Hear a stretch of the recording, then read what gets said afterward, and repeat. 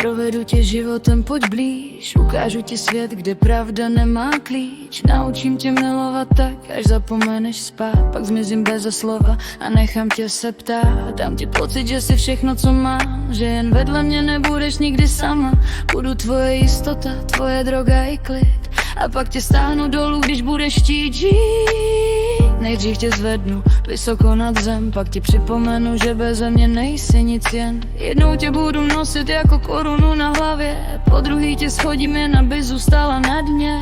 Naučím tě mít vlastní názor a hlas, ale jen dokud bude souhlasit se mnou zas. Když se postavíš, udělám z tebe problém a z tvojí pravdy jen další můj systém. Budu překrucovat věty, obracet vinu, z tvých slz udělám tvoji vlastní chybu. Řeknu ti, že přeháníš, že jsi moc citlivá a pomalu zapomeneš, jak zní tvoje síla.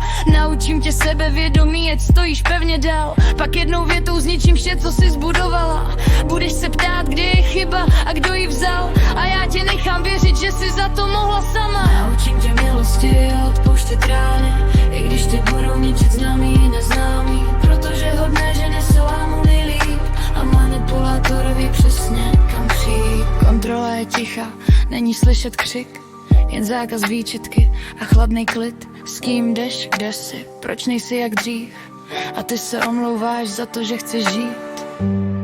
Oddělím tě od lidí, co tě drží nad vodou, aby ses jednou dívala jen mýma očima mou hrou.